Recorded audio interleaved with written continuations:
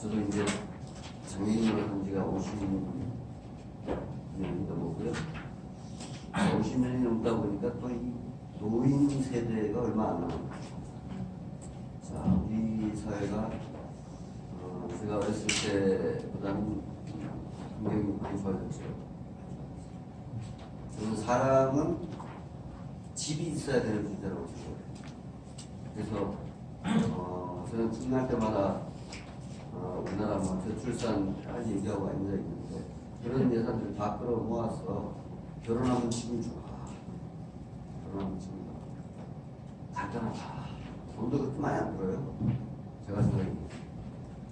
그런데 그런 정책이 아직도 안 만들어지고 있을 뿐더러 그러니 뭐 이 장애인이라든지 노인 주거에 뭐 그렇게 정권이나 어떤 정당이나 관심이 있겠어요.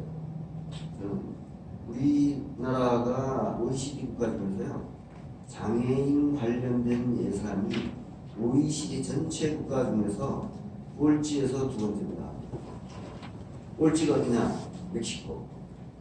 우리는 멕시코급이에요. 여러분들 보시면 멕시코 저 남미에서 뭐 미국 넘어가려고 뭐 하려고 하다 보니까 장벽 만들고 그러잖아요. 그 수준이 외국에서 봤을 때 한국의 수준이라는 건 그런 정도라는 겁니다.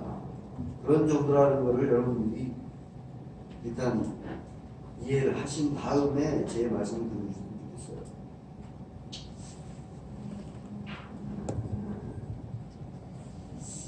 자, 저는 뭐 일단 그 주거 부분에서 유니버설 디자인이 어떻게 발전해 왔냐, 또 현황은 어떠냐, 대외 정책은 어떻게 되고 있냐, 또 정책은 어떻게 해서 바뀌냐 이런 큰 책인데 발표 자료는 그 자세한 건 발표 자료를 보시면 돼요. 저는 그냥 제가 보고 싶은 얘기 하나 나왔어요. 자, 제가 여러 가지 뭐 서울시 건축시민부터 해서 LH 또 변승환 소장님이 부임하시고 나서 LH가 얼마나 바뀌고 있는지 모르겠는데 LH가 나와 있으니까 제가 LH에 대해서 순서를 좀 할게요. 자, LH는요 아직까지도 그 주거 공급에 상당한 부분을 차지하고 있으면서도 우리 사회가 바뀌고 있는 것을 전혀 눈치채지 못하고 있는 정말 대단한 조직이에요. 저렇게 안 바뀔 수가 없어요. 자, 보십시오. 지금 노령화 사회 아까 전에 말씀하셨죠? 전 세계에서 노령화 사회 우리나라 1등입니다. 그죠? 1등이에요. 우리는 1등 아니면 안 해. 뭐든지 1등을 해. 그래야 직성이 풀리는 나라예요. 자, 1등하고 있는데 지금 집이라는 것은 한번 만들어지면 최소한 50년에서 100년은 가요. 과거에 만들어진 주택들은 또 아파트는 뭐 20, 30년 만에 한 번씩 이렇게 재건축할 수 있지만 지금 짓는 주택들은 그렇게 됩니까? 전부 다 앞으로 제 생각에 50년, 우리 세대 50년 지나기 전에 지금 지어진 모든 시설들은 다 쓰레기예요. 저거 어떻게 할 거예요? 저걸 고쳐가지고 쓸 수 있는 그렇게 집을 지어야 한다고 저는 봐요. 그런데 아직도 LH가 저한테 넘어와서 평가해달라고 하는 주택들은 이 욕실의 단차가 10cm나 돼요. 그거는 저는 1970년대 정도에나 가능했던 일이에요. 어떻게 거실에서 화장실 들어가는 단차가 7cm가 아니고 정확하게 말씀드리면 97mm, 9.7cm 된 거를 저한테 보냈더라고요. 제가 요새 추세 안 맞다고 제가 잠자기에 사가지고 보냈는데요. 아직도 그런 생각을 하고 있다. 자, 공동주택의 최고의 문제는 뭐냐? 자, 뭐 이렇게 우리가 삶에 있어서 장애인이든 노인이든 모든 사람들은 주거라고 하는 것은 단차가 없어야 돼요. 그래서 접근성이 굉장히 중요하다. 접근성. 그 다음에 이동권. 이동성이 두 가지가 핵심이에요. 주거에서는. 나머지는 저는 부차적인 건데 오늘 우리 윤 소장님은 장애인이 불이 났을 때는 어떻게 할 것이냐는 얘기를 안 했어요. 얘기 안 했죠. 아무도 생각 안 하고 있습니다. 왜? 아니 장애인이 아닌 사람도 살기가 힘든데 무슨 불 났을 때 장애인까지 생각을 하나. 그죠? 생각 안 합니다. LH? 거의 생각 안 해요. 거의 생각 안 해요. 자, 근데 제가 지금 그 욕실에서의 그 화장실에서 최고의 문제는 단차고 첫 번째는 그게 두 번째고 첫 번째는 화장실 문이 너무 좁아. 화장실 문이 80cm는 돼요. 항상 설계도면에 들어가는 거 보면 700 정도, 70cm 정도도 안 되게 들어옵니다. 그걸 키워야 노인분들이 좀 더 나이 더 들어서 휠체어에 앉았다든지 할 때 화장실 이용을 휠체어에서 할 수 있게 해줘야 돼요. 화장실 내에서 회전 방향 안 나와도 돼요. 화장실을 이용할 때 휠체어를 누가 밀어주든지 자신이 들어갔든지 들어갔다 나올 수 있게 해주면 노인 요양시설에 안 가도 돼요. 노인 요양병원에 안 가도 돼요. 사회적 비용이 어마어마하게 줄어들 겁니다. 근데 다 정책이 따라 놀고 있어요. 굉장히 중요합니다. 근데 지금도 저한테 얼마 전에 들어온 돈을 보니까 현관에서 거실 들어오는 현관에서요. 그러니까 엘리베이터 홀에서 현관 들어오는데 단차가 있어. 3cm인가 얼마 4cm인가. 저는 도대체 요새 짓는 아파트 중에 그런 거 처음 봤어요. 그건 LH는 반성하고 또 반성하셔야 되고 마찬가지로 관할하고 있는 국토교통부인가요? 네.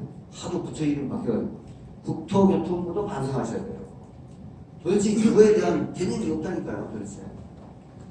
자, 그럼 이제부터 보시죠. 본론으로 들어가서. 자, 외국에서는 어떻게 하고 있냐면, 자, 첫 번째로 할당제를 하고 있어요. 장애인이나 노인이나 이런 사람들이 사용할 수 있는 의무 비율, 주거 비율을 저기도 마찬가지예요. 저 나라들도 하도 민간이나 누구의 말을 안 들으니까 저렇게 강제로 하고 있는 거예요. 할당제를 만들었어요. 그래서 뭐 5% 그렇게 할당제를 합니다.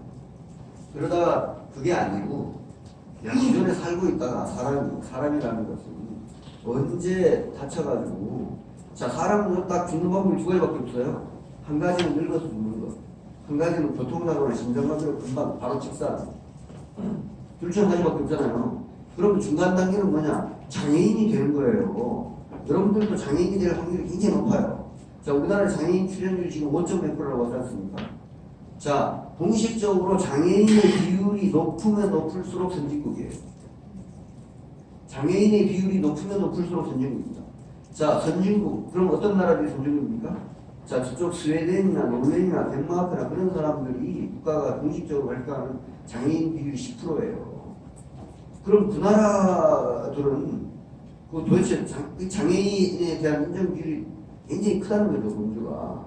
그래서 그 사람들을 위해서 주거라든지 여러 가지 정책들을 마련하고 있다 보니까 그 사람들 일자리도 만들고 이 사회적인 어떤 전반적인 시스템이 갖춰져 있는 것이고요.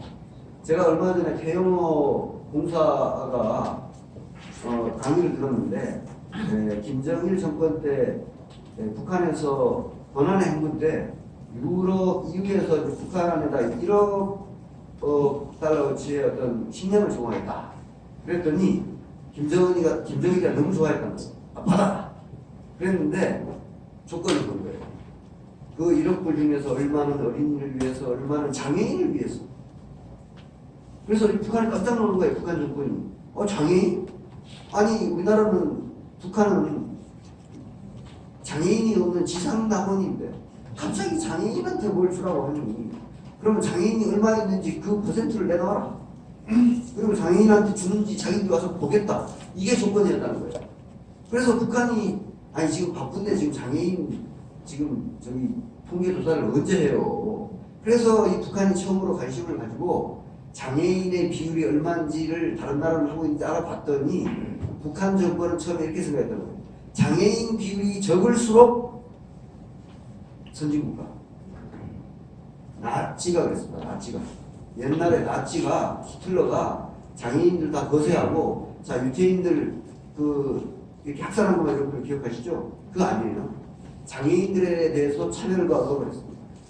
모든 장애인들은 전부 다 예를 들면 정관 수술하고 다음 어떤 이렇게 어떻게 했다든지 시간을 가지고 얘기하고 계신데 하여튼 뭐 그런 사회였어요. 그래서 북한은 어떻게 했냐면요. 조사를 해보니까 자기 대생하고 반대인 거예요. 자 그러면 남한은 얼마냐고 이제 조사를 해봤어요. 그랬더니 남한은 발표하는데 5.4%로 발표하는 거예요. 그럼 북한은 남아있는 건 딱 네 개밖에 없거든요. 자존심. 우리는 남한보다 많게 발표하고 그래서 6%라고 발표한 거예요. 6%. 이 북한의 장애인의 퍼센트는 6%예요.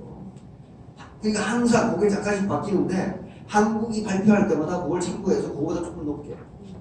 근데 실제로는 1%가 좀 안 된다고 합니다. 장애인의 비율이 자기가 봤을 때. 자, 그래서 저는 장애인 포함한 모두를 위한 주택이잖아요. 모두를 위한 주택. 그렇기 때문에 시설이라고 하는 것은 그 시설이 만들어질 때, 지금까지는 시설을 만들고 나서 봤더니 장애인이 이용하기 힘들어, 노인이 이용하기 힘드네, 그러니까 바꿔야겠네, 이렇게 생각해 왔다라는 거예요. 지금까지는.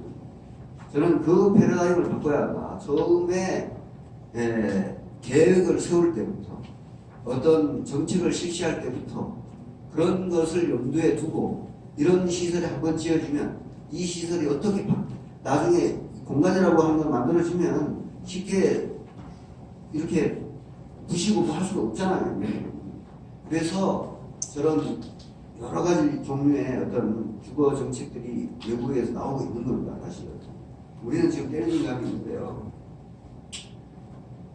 그리고 이제 우리 장애인 포함해서 노인들, 자, 노인 얘기를 또 말씀드리면요, 노인들이 많이 살고 있는 서울의 재건축 단지들 중에서도 노인들이 살고 있는 단지들은 재건축이 잘 안 돼요. 왜 그런 줄 아세요? 커뮤니티가 깨지기 때문에. 거기 살고 있는 사람들은 지금 자기가 여기서 몇십 년 동안 살았는데 재건축을 하면 이주해. 그럼 내 친구들이 없어져. 그런 게 바로 워커힐 아파트, 호텔 앞에 있는 그 주거단지 있죠. 비싼 거 있어요.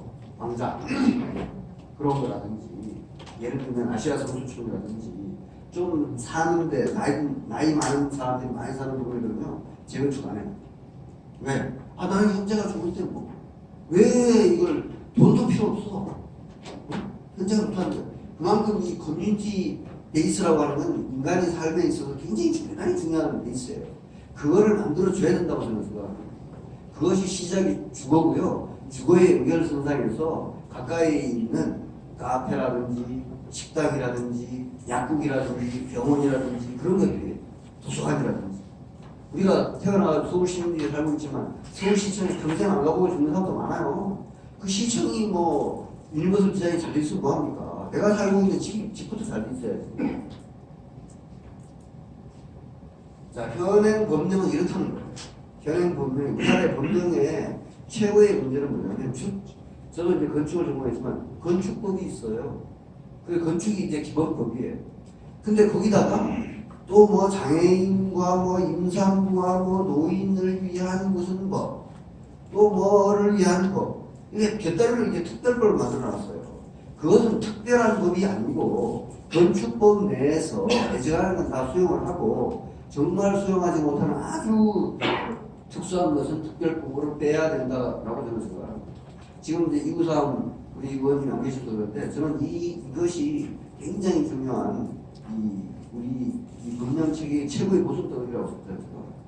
가장 기본적인 것은 빼놓고 딴 얘기만 와서 있어요. 다른 거. 다른 나라들은 계속 패러다임이 바뀌고 있습니다.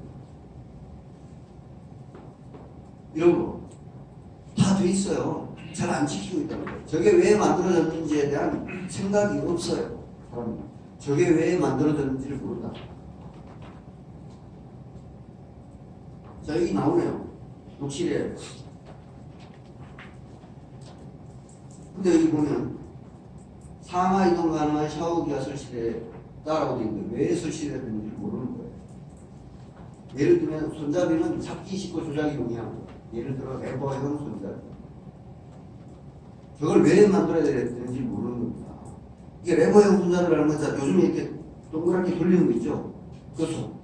이거 힘들어요. 이거 힘들다니까. 그냥 예를 들어 손이 불편한 사람도 그냥 팔꿈치로 눌려서라도 열고 나갈 수 있게 만든다든지 여러 가지 좀. 자, 여러분들 요즘에 집에 애지간하신 분들은 집에서 변기에 있잖아요. 물 내려가는 거. 비데. 정말 똑똑하시네. 비데를 왜 만든 줄 아세요? 그 손이 없는 사람들을 위해서 만든 거예요, 처음에. 손이 없는 사람이 도대체 뒤처리 어떻게 하냐 이거야. 그럼 처음에 비데를 만들었더니, 그걸 누가 쓰냐 그랬어. 비대 그걸 만들었더니 누가 쓰냐고 해가지고 그냥 상품화 만들고 저기 처박혀 있던 것을 일본의 토토가 상품화한 거예요. 상용화한 거예요. 여러분 다 좋죠? 다 좋아요. 장애인들 위한 거 아니에요. 어지간하면 자 장애인이나 노인이 편하면 모든 사람들이 편한 겁니다. 일단 기본적으로 노인이나 장애인이 안전하죠? 그럼 나머지 분들도 다 안전한 거예요.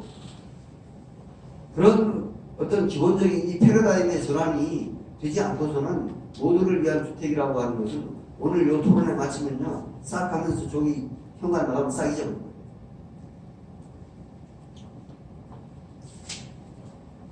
자 앞에서 이런 것들은 우리 윤 소장님이 다 말씀해 주셨고요.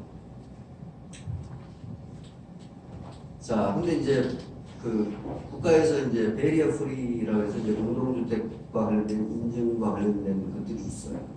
근데 다 뭐냐면 집 바깥에만 하고 있어요. 아니 내가 살고 있는 집이지 집 바깥이 아니잖아요.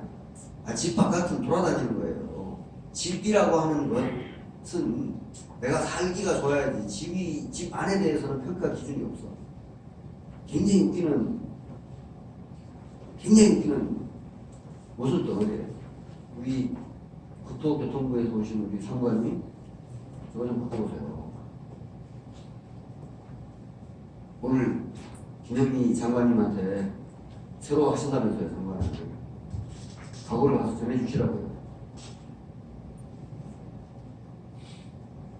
자 뭐 그런 겁니다. 뭐 이 장애인 뭐 보통 사람들도 이 참 살기 어려운데 장애인이나 노인은 뭐 얘기할 필요가 없겠죠.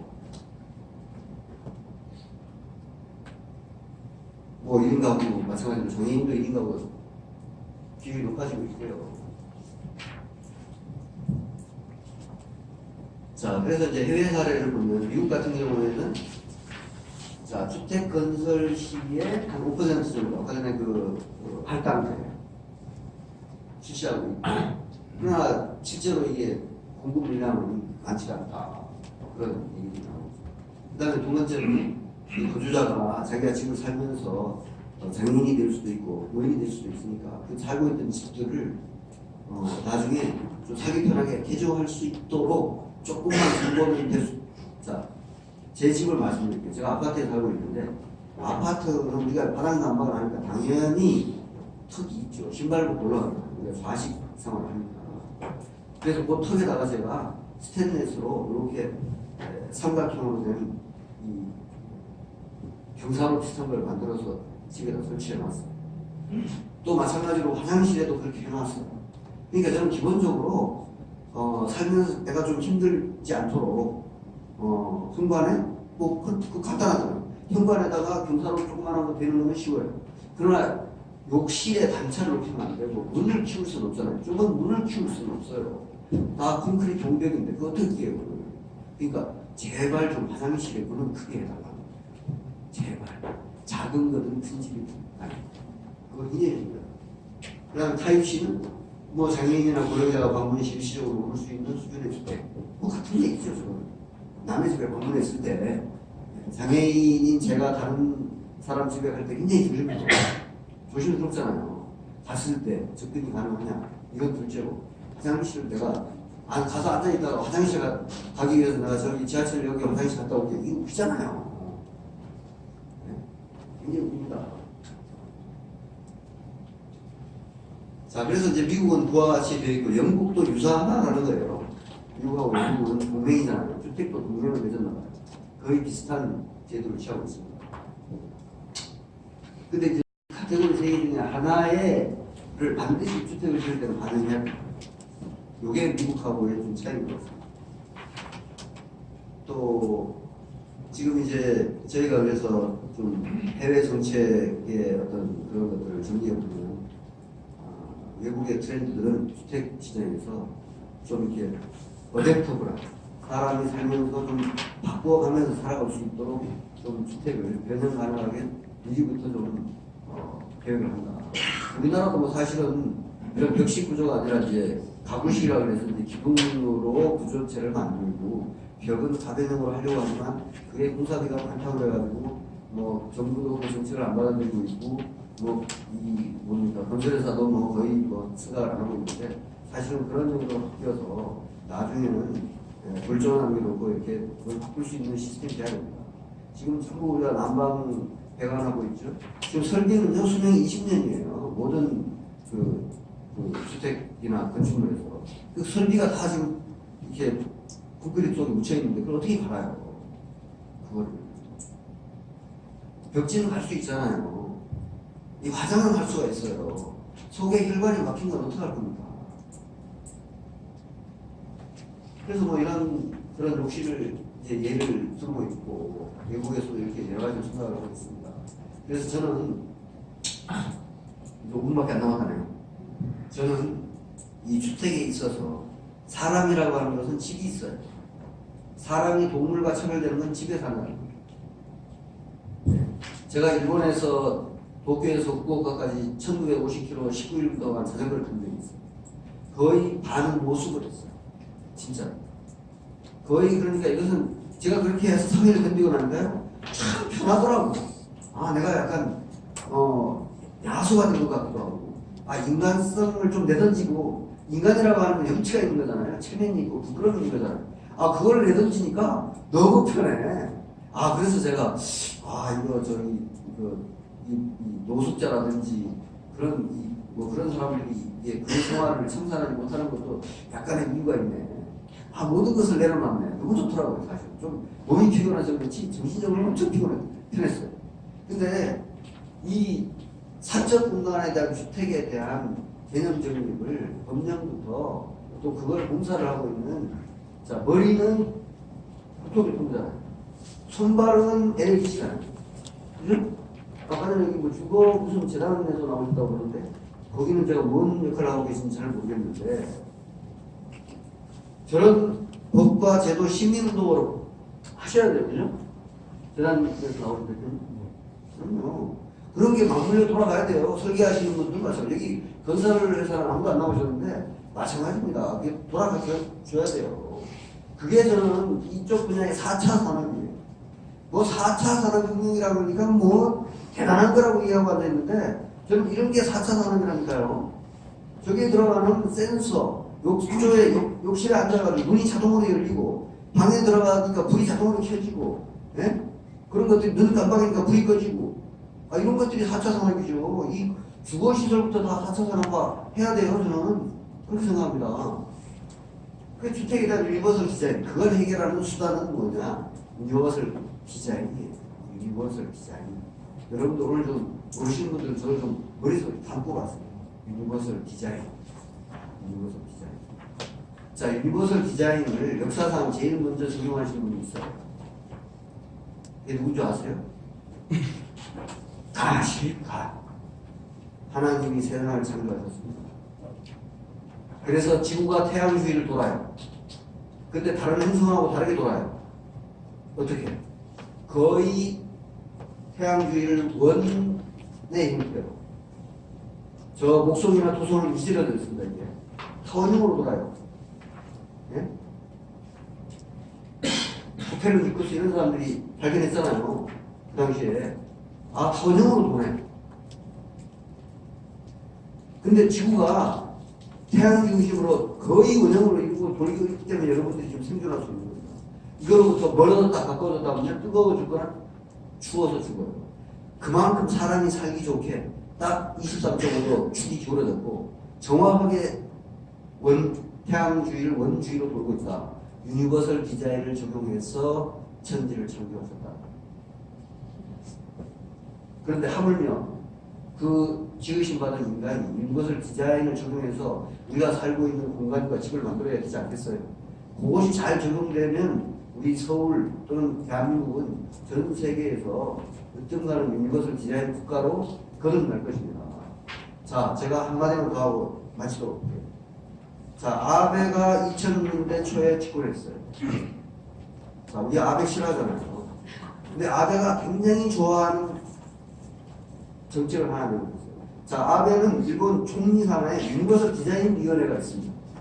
거기서 모든 국가의 사회 정책뿐만 아니라 우리는 지금 공간을 얘기하고 있는데 사회 정책, 교통, 주거, 장애인, 노인, 예술 할 것 없이 전부 유니버설 디자인 위원회 밑에다가 두고 그 다음에 이 국가를 유니버설 디자인화된 국가로 만들어라, 개조시켜라 라고 계속 얘기하고 있을 뿐더러 내년이 뭡니까? 2020년 도쿄올림픽이죠. 유니버설 디자인을 벌써 2013년대 유치하면서부터 도쿄올림픽을 유니버설 디자인을 더욱 강화하라, 국가의 중요한 국가 경제력이 중요한 핵심 어젠더로 삼아라라고 얘기하고 있어요. 아베는. 근데 우리나라의 정치가 중에 어떤 한 명도 그런 걸 얘기한 놈을 제가 본 적이 없습니다. 여러분들, 유니버설 디자인 그만큼 중요합니다. 굉장히 중요합니다. 제가 이번에 출장 가거나 여행 갈 때 한 번도 걱정한 적이 없어요. 어디서 살까? 어디를 여행을 할까? 어디서 먹을까? 한 번도 제가 걱정한 적이 없습니다. 저하고 같이 밥 먹으러 갑시다라고 누가 얘기하면요, 저는 제가 먹고 싶은 곳에 갈 수 있을까요? 없을까요? 갈 수 없어요. 대부분은 제가 들어갈 수 있는 곳에 가서 먹어야 돼요. 그게 아마 10군데 중에 한 2~3군데밖에 없어요. 그만큼 선택권에 제한을 받고 있습니다. 그만큼 선택권에 제한을 받고 있습니다. 하여튼 저는 여러분들이 제 오늘 이 주제 발표를 통해서 조금 불림이 되었으면 좋겠고요. 우리 사회를 여기 계신 분들 포함해가지고 같이 유니버설 디자인 사회로 만들어 가는데 같이 힘과 지혜를 모아주셨으면 합니다.